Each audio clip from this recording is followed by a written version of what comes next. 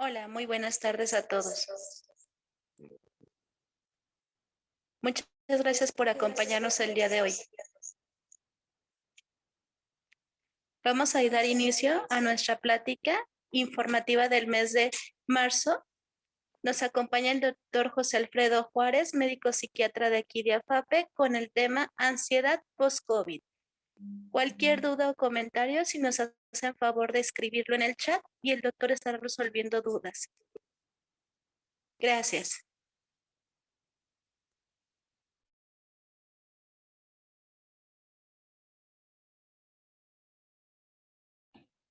Listo. Muy buenas tardes a todos. Gracias, Karina, por la introducción. Me presento con ustedes. Soy el doctor. Sí, ¿podrían confirmarme si me escuchan adecuadamente? ¿Alguien pudiera escribir en el chat o levantar sus manos solo para saber que me están escuchando?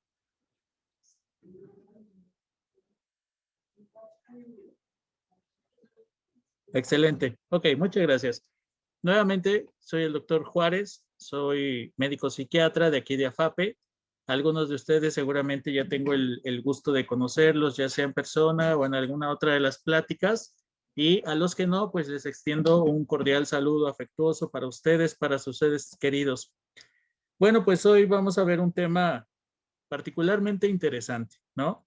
Es un tema relevante por el tema que estamos viviendo actualmente de la pandemia por COVID-19 y no deja de ser interesante además porque el abordaje que vamos a hacer tiene que ver con una cuestión psiquiátrica. Alguien dice que no se escucha, pero sí. Tiene que ver con una cuestión psiquiátrica que denominamos ansiedad. Y pues bueno, sin más preámbulo, vamos adentrándonos en el tema. Por supuesto que tenemos que empezar definiendo qué cosa es la ansiedad. ¿A qué nos referimos cuando estamos ansiosos o estresados o sobrepasados por los nervios? Dependiendo el lenguaje o la facilidad con la que uno quiera decir, podemos encontrar diferentes definiciones y maneras de llamar a sentirnos particularmente tensos bajo alguna situación. Quiero comenzar explicando que la ansiedad es un fenómeno totalmente natural. Esto quiere decir, cualquier ser humano, ustedes o yo, cualquier persona en cualquier parte de este planeta, tiene y experimenta ansiedad. Esto tiene una razón. La razón es que la ansiedad es una emoción innata en el ser humano, innata al ser humano, ya que le es de utilidad para enfrentar algunos de los sobresaltos o exigencias de la vida. Por ejemplo, cuando necesitamos enfrentarnos a una situación agobiante en donde nuestra vida pudiera verse amenazada y, por ejemplo, necesitamos pelear, necesitamos escapar del lugar, visualizar rutas de salida y correr lo más apresurado hacia esas áreas, todo ese fenómeno que se activa en ustedes, este palpitar del corazón, esta visión más amplificada, esta fuerza que a veces sale sin ninguna razón, esto es un fenómeno de ansiedad.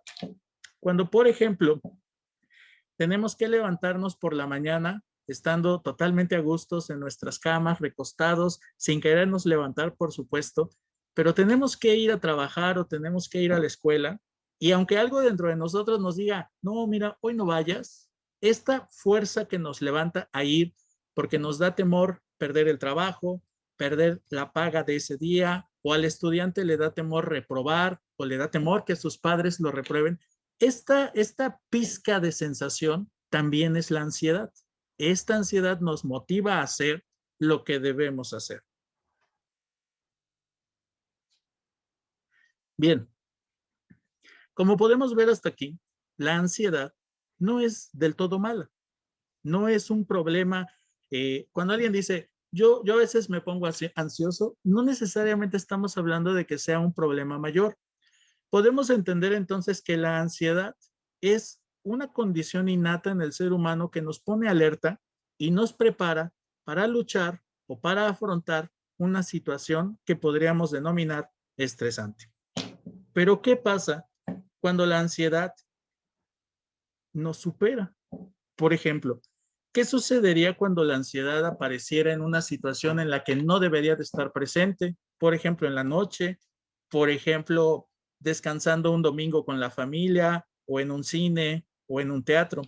¿Qué pasaría si esta ansiedad además se presenta en una situación prudente, pero en situaciones bastante amplias, es decir, fuera de control? Pudiéramos estar ciertamente preocupados por algo, pero el nivel de ansiedad es bastante intenso y por lo tanto bastante incómodo. Esto escapa de lo que pudiéramos denominar normalidad. Cuando la ansiedad excede la situación, la frecuencia o la intensidad de sus manifestaciones, estamos hablando ya de una enfermedad.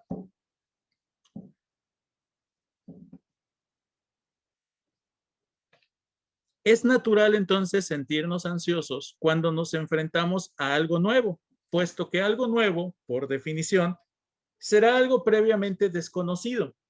También es normal sentirnos ansiosos cuando nos enfrentamos a una crisis, entendiendo la crisis como un cambio que puede ser generalmente abrupto, intenso. Es normal sentirnos así. Esto tiene que ver porque de manera evolutiva el ser humano trata de tener el control de las cosas que le suceden a su alrededor. De manera natural tratamos y buscamos de sentirnos seguros, de saber lo que está pasando, por qué está pasando y qué debo de hacer yo, qué función tengo bajo esa situación que puede ser nueva también.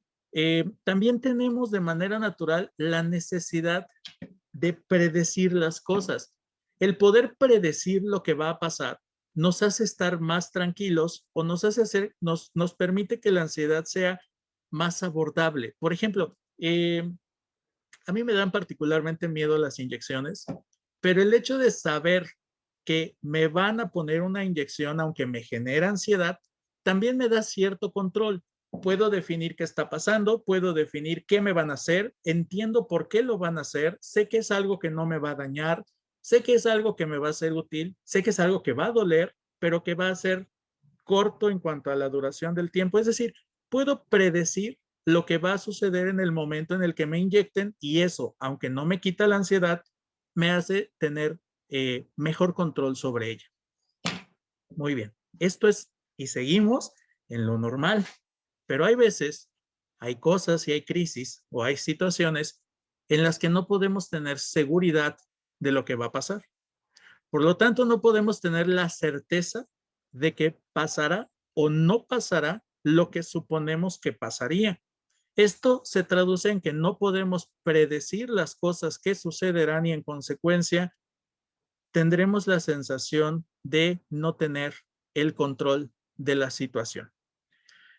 Si esto pasa así, seguramente los niveles de ansiedad empezarán a elevarse, incrementarse a un grado en el que empiecen a generar más molestias que beneficios y por lo tanto habrá manifestaciones anormales. El COVID-19, la pandemia actual por COVID-19, es una crisis, por supuesto, es un cambio abrupto que nadie esperaba. Actualmente pandemia alude a que es un fenómeno ya de magnitudes mundiales. Es una enfermedad que aunque es un virus relativamente no nuevo, la mutación actual sí lo hace nuevo, es decir, es un virus que previamente el ser humano no conocía. A lo largo de los meses que lleva la pandemia en el mundo, las manifestaciones que se han presentado en unos seres humanos, en otros, de acuerdo a la edad, de acuerdo a las características clínicas, de acuerdo al sexo, de acuerdo a la raza incluso, han sido tan variadas que además podemos decir lo siguiente del COVID. Es una crisis, es algo que sale de nuestro control, es algo que no podemos predecir y por supuesto es una situación que para nada nos hace sentir seguridad. no estamos seguros ante la pandemia. Van a decir, bueno, ¿cómo es esto de la seguridad? Enfermedades hay muchas, pandemias han habido varias a nivel histórico, ¿no? Sin embargo, hay otras enfermedades en las que sí podemos tener cierta seguridad y cierto control. Por ejemplo, hace unos años hubo un brote de influenza H1N1 que también cobró vidas, pero que sin embargo era más predecible, se atendió más rápido y hoy en día, hoy la influenza es algo que, muy entre comillas, por supuesto, podemos controlar, puesto que tenemos una vacuna que es accesible, que es gratuita, que sabemos que funciona. Además de la vacuna, tenemos medicamentos contra influenza que sabemos que funcionan y que por lo tanto la mortalidad de la influenza es muy baja. No podemos hablar de nula, pero sí es muy baja. Entonces, tener conocimiento de una enfermedad y de alguna manera tener la manera de poder controlar a la enfermedad y a las manifestaciones que la enfermedad da en el cuerpo nos genera seguridad. No así con el COVID-19 actual. A esto me refiero con la cuestión de la seguridad. Además, por si la simple enfermedad no fuera ya una situación agobiante, el riesgo de infectarnos y por lo tanto la necesidad que las autoridades han manifestado de que permanezcamos en casa y de que muchos de los trabajos, de las actividades culturales y de las actividades académicas se realicen desde casa, suponiendo además un cierto grado de aislamiento con familiares, con seres queridos o con amigos, le agrega un estresor más a esta pandemia. Otra cosa más que no podemos controlar y una crisis nueva a la cual nos tenemos que adaptar y que por lo tanto genera más dificultades porque estar en casa y trabajar o estudiar desde casa no solo supone ese acto descrito, sino que esto involucra tener internet, saber manejar el internet, tener una computadora o tener una tablet o un celular que funcione para estos medios y saberlo usar, saber conectar, y hay que aprender a hacerlo. Entonces son nuevos estresores ahora además tecnológicos, económicos, por supuesto, y podemos seguir sumándole cosas, ¿no? La cuestión de la alimentación, la cuestión del ejercicio y la simple inseguridad de saber cómo está el resto de nuestros seres queridos en otros lados, ¿no? Todo esto son situaciones estresantes.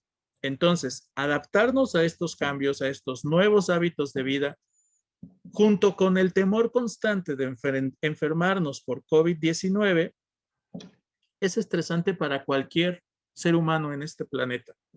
Pero las personas que ya tienen un trastorno psiquiátrico como ansiedad, como depresión, particularmente que será el tema de esta tarde, tienen aún más riesgo de desarrollar agudizaciones de esta enfermedad, tienen más dificultades para enfrentarse a este proceso de adaptación y por lo tanto un mayor riesgo de recaídas. Y las personas que no tenían previamente una enfermedad mental, ahora con estos estresores, tienen el riesgo de desarrollarla. Miren estos datos. Hoy en día ya la OMS declaró a la pandemia por COVID-19 una amenaza para la salud mental mundial, por supuesto. Esto se declaró inicialmente para trabajadores del sector salud, quienes, hay como una especie de semáforo un poco extraño si ustedes lo revisan en la página de la OMS, en donde van estratificando el avance, pero el avance negativo que tiene el personal de salud. Entonces, empezó desde una reacción a estrés, después se le agregaron problemas de socialización, de sueño, después se agregó un franco trastorno de estrés postraumático y hoy el personal de salud está en una escala muy alta de depresiones y ansiedades. Sin embargo, este riesgo no es exclusivo para el personal de salud, que podríamos denominarlos los de primera línea, sino que a cualquier persona que está enfrentando la necesidad de adaptarse y el miedo de contagiarse, pues está incluida en este mismo semáforo, ¿no? Que va a variar desde el miedo hasta un franco trastorno. Quizá de lo que más se ha descrito a población mundial es la ansiedad. Por eso elegimos como tal el tema. Bien, se vio la necesidad de evaluar el estado mental. Este estudio se hizo en China y miren, fue en las primeras semanas del brote. Fue alrededor de la semana 6 de que se declaró la existencia de este nuevo virus y los primeros casos, donde no entiendo, no describen el contexto. Yo me imagino que alguien supuso que esto generaría algún problema mental para la población y decidió empezar a estudiarlo en la semana 6. En esta semana 6 en China hacen el estudio y dicen, bueno, tenemos algunos resultados llamativos. Del total de población que se entrevistó en China al inicio del brote, 53% de ellos dijeron que el saber que existe una nueva enfermedad les generaba cierto estrés y lo estratificaron de moderado a severo. Hasta ahorita este dato podemos pensar, pues no es nada, no aporta gran información. No sabemos si el 53% estaban o no estaban enfermos, tuvieron la infección recientemente o no la han tenido nunca, y tampoco sabemos a qué se refieren con el impacto psicológico en particular. Bueno, es comprensible, era una situación totalmente nueva, pero que ya nos empezaba a alertar de lo que seguramente se iba a venir. Bien, con COVID-19 se viene la época del confinamiento. Este confinamiento obliga a la gente a estar en sus casas. Bien, pero estar en sus casas de una manera angustiante, porque el salir y la necesidad de salir y la necesidad de trabajar pone en riesgo tu propia supervivencia. O sea, este párrafo que ustedes tienen aquí, estas letras, no son mías, no es una descripción mía, lo tomé tal cual de la página oficial de la OMS. De verdad a mí me generó mucha angustia y preocupación leer esto. O sea, la gente está en su domicilio con la incertidumbre de su supervivencia. O sea, hoy estás en tu casa con el miedo latente de si vamos a sobrevivir o no a esta pandemia. Eso es ya impactante, ¿no? O sea, leer esto es ya imaginarte, o sea, yo me imagino en 100 años las personas que lean esto, les será impactante decir, wow, ¿cómo vivían? O sea, vivir con el miedo de saber si vas a vivir o morir mañana es algo, yo creo que indescriptible, pero pues de aquí nace también y de aquí se entiende cómo la carga de enfermedad mental fue incrementándose constantemente hasta las cifras que vamos a ver más adelante. Además a esto, actualmente agregamos el exceso de información, los famosos fake, es decir, tener ya un exceso de información puede ser angustiante porque basta prender la televisión hoy y más todavía hace un par de meses atrás, todo era COVID, todo era muerte, todo era más desolador. Hoy hablamos de vacuna, hoy hablamos de posibles tratamientos, se hace menos desolador, pero no por eso menos angustiante. Y las fake news, aquella información falsa en donde solamente busca alarmar, pues logra eso, alarma de más a las personas. Es decir, entonces ahora estar obligados a usar la tecnología, pero al mismo tiempo estar bombardeados por información por todos lados, pues nos hace caer en mayor riesgo de perder el control, de generar expectativas irreales y de tener mayor miedo, por supuesto. Bien, dijimos al principio, ¿verdad? Las primeras 6 semanas de brote en China, 50% de la gente dijo, pues sí, o sea, sí me preocupa. Me preocupa que haya una nueva enfermedad. Estos datos son más recientes. Vean hasta abajo, es en enero se tomaron los datos enero del este año, 2021. Las encuestas muestran un aumento de importancia en el número de adultos. Este estudio ya es de Estados Unidos, uno de los países que impactó muchísimo la pandemia, mucha muerte, que reportaron síntomas, y esto ya fue más específico. A los anteriores dijeron, sí me preocupa. Estos ya se definió que había síntomas de ansiedad y depresión durante el curso de la pandemia. Y además demostró que pese a estar en casa, encerrado, aislado en casa, el incremento en el consumo de alcohol u otras drogas ilegales de uso nocivo se fue incrementando. Este consumo se explicó por las mismas personas que participaron en el estudio que comenzaron a incrementar el consumo pensando que esto les ayudaría a mitigar sus miedos, a afrontar mejor el estrés. Definitivamente no pasó así. Justamente estas personas con abuso de alcohol o de cualquier otra droga fueron los que resultaron en puntajes más altos en alteraciones cognitivas y afectivas de índole ansiosa. Bien, específicamente, ¿qué dice el estudio? Dice 8 de cada 10 americanos y específicamente el 84% reportaron emociones negativas frente a la pandemia. Y a un lado vemos que el 47% reportó ya tener síntomas de ansiedad. Y esto ya no estamos hablando de la ansiedad normal que yo les explicaba, ya estamos definiendo a la ansiedad como enfermedad, un trastorno. El 44% dijo sentirse triste en una connotación depresiva y el 39% definió su emoción como enojo, como molestia. Y bueno, podemos entender quienes tratamos de dedicar nuestra vida a esto, que muchas veces el enojo está o es la máscara de lo que realmente hay detrás y que muchas veces el enojo refleja a su vez una situación de depresión oculta que necesita indagarse. Pero bueno, específicamente este estudio reportaba esto. Como vemos es alarmante porque los datos van en incremento, los datos además ya no son tan inespecíficos, sino que además de eso ya empiezan a definirse francas enfermedades. Este es otro estudio italiano en donde dice 1 de cada 8, bueno, este ya le bajó, pero no es tan bueno la situación porque miren, 1 de cada 8 de los contagiados, este estudio ya evaluó a las personas contagiadas. Los anteriores decían población general. No nos interesa si ya tuviste la enfermedad o no la tuviste. Se les hace el estudio y todos reportaron. Estos italianos dijeron, a ver, y vamos a ver qué está pasando con los que ya tuvieron COVID.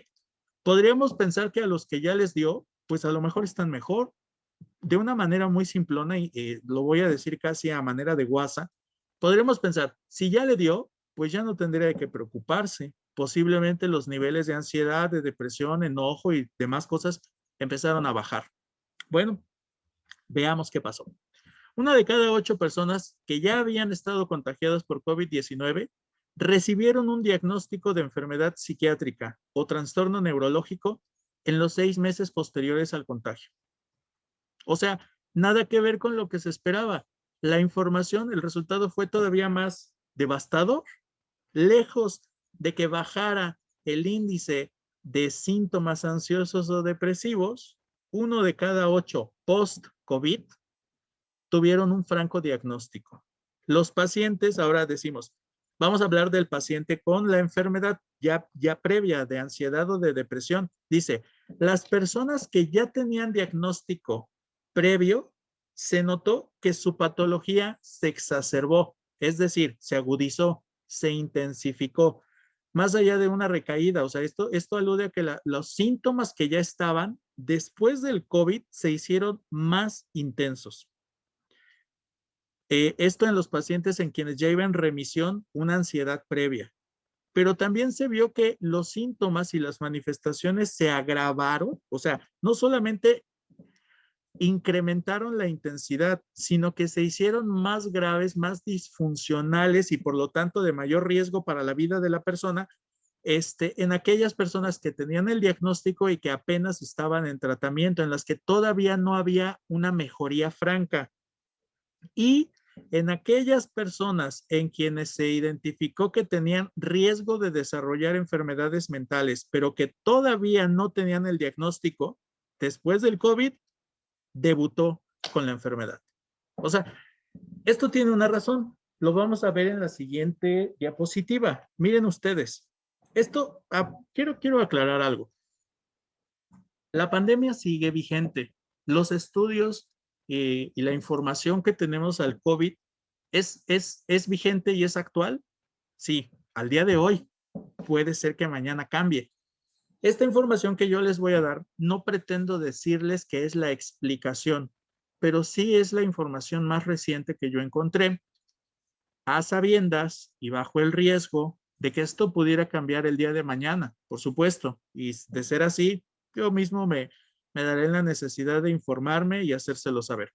Pero bien, al día de hoy, sí está definido que el virus no solamente afecta el sistema respiratorio, sino que provoca una inflamación sistémica. Y esto incluye entonces a nuestro sistema nervioso central, específicamente el cerebro. La mente, para fines de psiquiatría, la mente está dentro del cerebro, sin ser específicamente el cerebro, pero por lo tanto cualquier insulto o agresión o lesión o enfermedad o bicho que afecte el cerebro tiene una alta probabilidad de alterar el estado mental.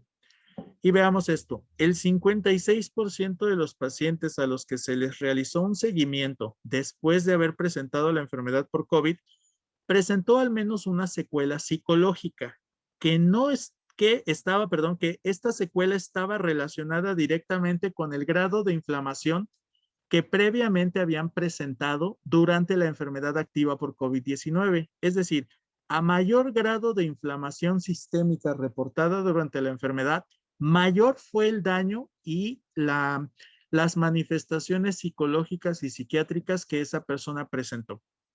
Y también se observó que a las mujeres, a pesar de que evidenciaron un menor grado de inflamación durante la enfermedad por COVID, sufrían más niveles de depresión y de ansiedad en comparación con el varón. Bien, ahora, ¿cuáles son las consecuencias de sentirme ansioso? Al final de cuentas, ¿de qué se trata esto?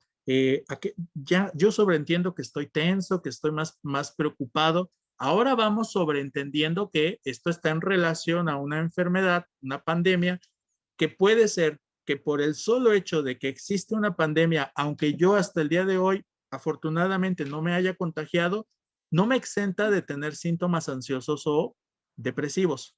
Pero también ya vimos que las personas que ya tuvimos la infección por el COVID, tenemos aún más riesgo de presentar ansiedad o depresión.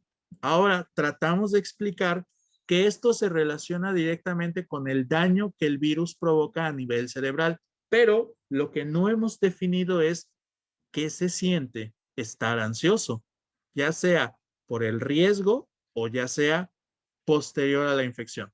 Bien, lo más común durante la ansiedad son los sentimientos de miedo, pero también es frecuente estar enojados, tener tristeza, sentirnos recurrentemente preocupados o bien tener la sensación constante de frustración.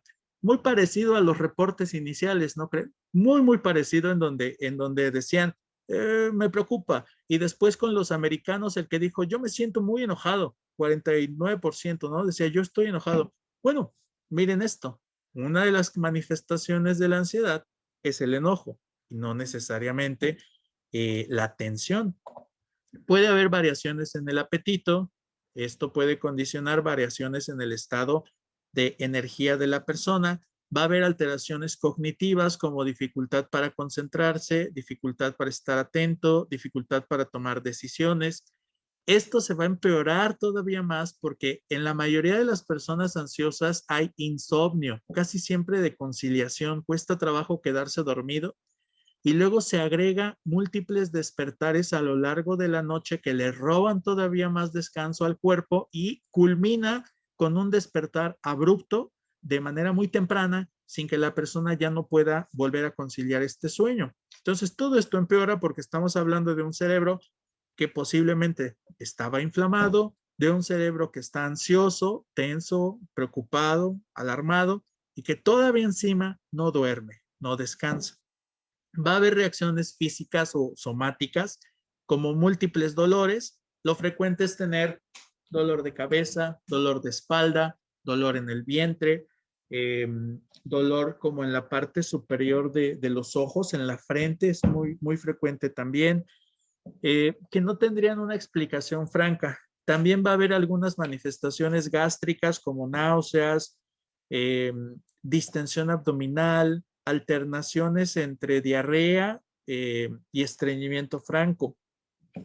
Se pueden agravar alteraciones o enfermedades crónicas previas como descontrol glucémico, descontrol de la presión arterial o el descontrol de enfermedades psiquiátricas previas.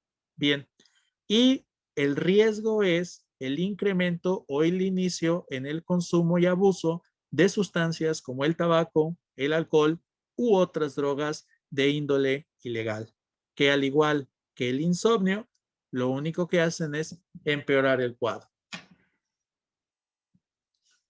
Bien, ahora, ¿qué puedo hacer? ¿Qué recomiendan al día de hoy los expertos para que el impacto psicológico de la pandemia actual sea el menor posible? Bien, lo primero que te dicen es, vamos a tratar de dirigir todo esto a que tengas el mayor control posible sobre lo que está pasando, que puedas tener la capacidad de predecir por lo menos las cosas que hasta hoy se puedan predecir. ¿Y cómo logramos esto? Primero es, infórmate bien. O sea, hay que ver de dónde leemos, de dónde escuchamos y a quién le creemos. Entonces, sigamos las recomendaciones de los expertos. ¿Cuáles son las recomendaciones? Lávate las manos, estornuda en el pliegue interno del codo, no tocarnos, es decir, el distanciamiento social, no salir de casa. Esta es la recomendación que así todos escuchamos por todos lados. ¿Cuál es la importancia de esto? Bueno, si yo me someto a estas recomendaciones, tendré la certeza de que por lo menos estoy haciendo algo que los expertos dicen que me disminuye el riesgo de contagio. Entonces, esto ya me da cierto control sobre la pandemia y en teoría esto podría disminuir entonces mi ansiedad de enfermarme. Bien, ahora, ¿qué pasa cuando ya hay ciertas manifestaciones? Bien, entonces es importante aprender a identificar nuestras propias emociones. No hay que minimizarla, no hay que luchar contra ella. Hay que saber que lo que estamos sintiendo en este momento, esta ansiedad, perdón, este enojo, esta intensificación de palpitaciones, esta sudoración de manos, este miedo que no sé de dónde surge, esta irritabilidad y este enfado, este cansancio, esta fatiga, es la ansiedad. Hay que ponerle el nombre, no hay que tenerle miedo a decirlo y basta con identificarla muchas veces para que su impacto en nosotros sea menor. Hay que aceptarla, esto incluye aceptarla, saber que la ansiedad es parte de nosotros, que hoy tiene cierta explicación, comprensión, que aparezca, que exista, que hay una razón que se llama COVID-19 y que por lo tanto no nos hace un bicho raro sentirnos ansiosos, sino que tiene una explicación. Bien, también es importante fijarnos en lo bueno y mantener una perspectiva positiva, es decir, hay que fijarnos, por ejemplo, voy a poner algunos ejemplos, cada uno tendremos que pensar en lo propio, pero yo puedo pensar, bueno, ya están encontrando tratamientos, ya existe una vacuna, es cuestión de tiempo para que la vacuna llegue, hasta ahorita no me he enfermado o me enfermé y afortunadamente me va bien, mis seres queridos están estables, puedo continuar trabajando desde casa. Es decir, hay que enfocarnos en las cosas que pudiéramos decir dentro de lo malo, esto es lo que sigue positivo, esto es bueno. Eso nos ayuda a tener una balanza entre las cosas negativas y las cosas buenas y que por lo tanto haya un mejor equilibrio. Bien, hay algo que se conoce como el mindfulness. Esto es toda una terapia, hay expertos en mindfulness, pero no quita mencionarla y se dirige a esto. Tiene que ver con lo que les acabo de decir anteriormente. El mindfulness habla de la conciencia plena y esto significa estar conscientes del aquí y del ahora, centrarnos en este momento. A veces dejar que la mente vuele, divague y nos haga llegar hasta la catástrofe inminente del día de mañana es suficiente para sentirnos ansiosos. El mindfulness dice, céntrate en este instante. Hoy no estás enfermo. En este momento el virus no está en tu cuerpo. Estás sano, estás bien. Hay cosas buenas en tu vida y estas son las que hay que valorar en este instante. Bueno, de verdad, no pretendo decirles que esto es el mindfulness. Seguramente si hubiera un experto aquí en mindfulness ya me hubiera aventado la computadora en la cabeza. Es algo todavía más complejo, pero tampoco creo estar erróneo en que se centra en aquí y ahora y es de utilidad. La respiración lo voy a brincar porque más adelante la veremos como técnica. Pero la respiración, por supuesto, es de utilidad para aprender a mantener y conservar el control. Es muy importante no distanciarnos. La pandemia ya nos distanció a todos, por necesidad, ¿no? Pero es importante tratar de mantener un contacto constante con las demás personas, con amigos, con familiares, chatear con ellos, buscar acercarnos a través de videollamadas o llamadas como tal, para tratar de sentirnos en este calor familiar, aunque sea a la distancia. Es importante mantener rutinas, estar activos, aunque sea en casa, saber levantarnos, arreglarnos, vestirnos, aunque vayamos a trabajar en casa, pero tratar de estar arreglados para que tratemos de mantener una rutina activa, positiva, y esto aleja un tanto las rutinas que no favorecen nuestra vida cotidiana. Esto tiene que ver con mantener el equilibrio de nuestras vidas. Bien, ya hablábamos de que los medios de información son buenos si sabemos buscar y a quién escuchar, y por lo tanto debemos limitar las noticias, las páginas o los informantes que no aportan nada bueno ni nada positivo y solo alarman a los demás. Está sobreentendido, creo yo, y si no lo vuelvo a comentar, las drogas, el alcohol y el tabaco no ayudan en nada, solo empeoran la cuestión ansiosa, disminuyen incluso las habilidades para poder afrontar la situación angustiante de este momento y por lo tanto la recomendación es evítelas.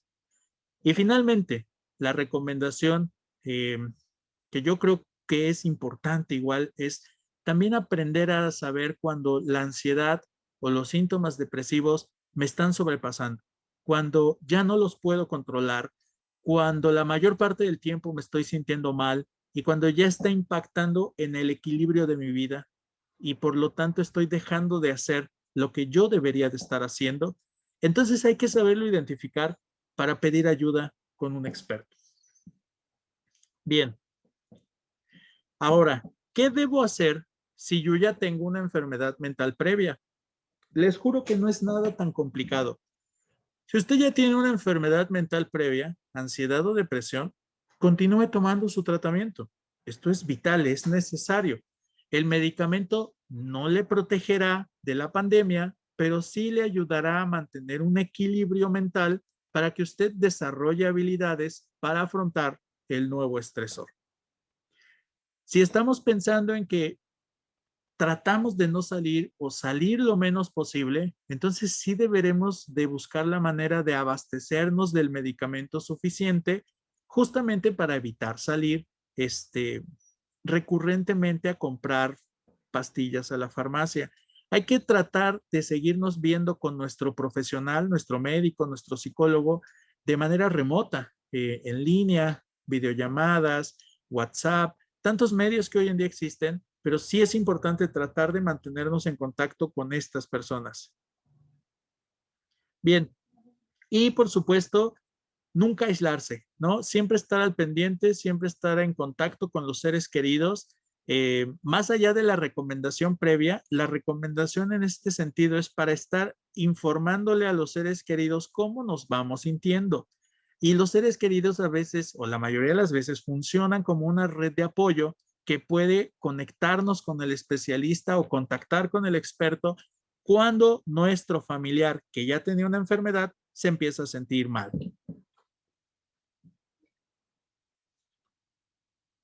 Bien, es muy importante al hablar de ansiedad, eh, al hablar de una pandemia existente y que podemos decir que es normal sentirnos ansiosos, es normal tener esta ansiedad y esta angustia por la pandemia actual. Eh, Creo que también es importante saber qué podemos hacer cuando esta ansiedad empieza a aparecer en mi vida. ¿Cómo podría yo controlarla si no tengo inmediatamente a la mano accesible una consulta, un experto en salud mental? ¿Cómo podría yo hacerlo desde mi casa? Bueno, parte de la intención del tema es dar algunas técnicas, hoy les traigo tres, que se pueden usar de manera conjunta, o sea, podemos usar las tres técnicas al mismo tiempo o podemos usar la que mejor se nos adapte a las circunstancias actuales. La técnica número uno, que se habla mucho de esta para el control de la ansiedad, se define como distracción. Fíjense ustedes, no es nada complejo, por eso las elegí. Son cosas que podemos hacer en casa. La distracción tiene que ver con, primero es identificar que la ansiedad empieza a aparecer.